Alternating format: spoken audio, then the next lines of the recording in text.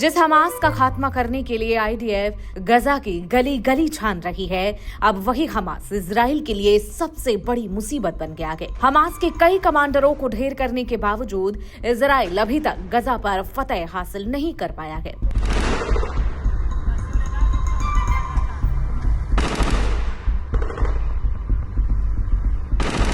इन सब के बीच Israeli PM Netanyahu ने 28 मई 2025 को एक बहुत बड़ा दावा किया था। नेतन्याहू ने कहा था कि आईडीएफ ने हमास के मुखिया मोहम्मद सिनवार को गजा के भीतर ढेर कर दिया है।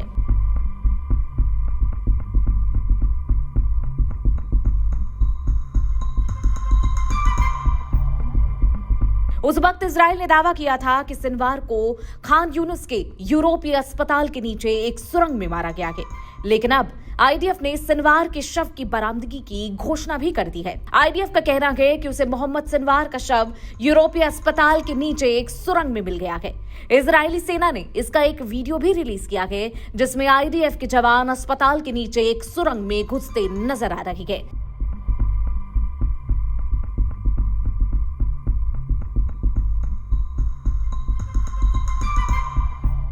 इसके बाद सुरंग को बुलडोजर से खोदा भी जाता है। हालांकि इससे पहले भी इजराइल दावा कर चुका है कि हमास के लड़ाके गजा के भीतर अस्पताल और नागरिक ठिकानों की आड़ लेकर छिपे हुए हैं।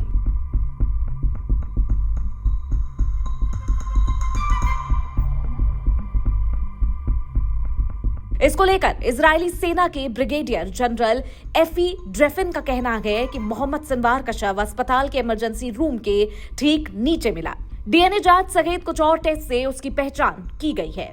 आपको बता दें कि आईडीएफ पिछले कई सालों से मोहम्मद सिनवार की तलाश में थी, क्योंकि इजराइल पर हुए 7 अक्टूबर 2023 के हमले में सिनवार की अहम भूमिका थी और याह्या सिनवार की मौत के बाद मोहम्मद सिनवार ने हमास की गद्दी संभाली थी। लेकिन अब सिनवार मारा जा चुका है और हमास नेतृत्व विहीन हो चुका। लेकिन बड़ा सवाल यह है कि सिनवार की मौत इजराइल के लिए कितनी अहम है।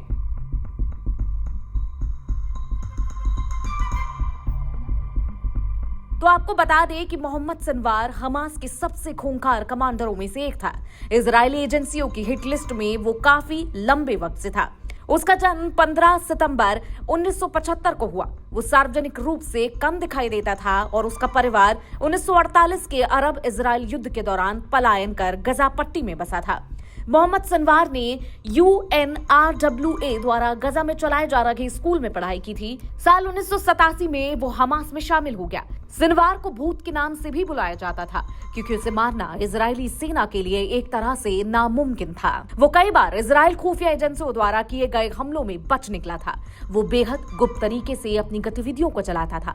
वो अपने पिता के अंतिम संस्कार तक में शामिल नहीं हुआ था, ताकि उसकी मौजूदगी का कोई सुराग न मिले। 2006 में वो इजरायली सैनिक गिलाद शालित के अपहरण में भी शामिल था, जिसे हमास ने 5 सालों तक गजा में बंदी बनाकर रखा था और 1000 से ज्यादा फिलिस्तीनी कैदियों की रिहाई के बदले शालित को रिहा किया गया था। हालांकि सिनवार के जाने के बाद भी हमास के लड़ाकों ने इजराइल के आगे घुटने नहीं टेके हैं और ऐसे में सिनवार की मौत इजराइल के लिए गजा में कुछ बदल पाएगी, ये कहना मुश्किल होगा। तो मोहम्मद सिनवार पर ये रिपोर्ट आपको कैसी लगी, कमेंट सेक्शन में हमें जरूर बताएं। बाकी की देश दुनिया की खबरों के लिए बने रहे जनसत्ता के साथ। नमस्कार।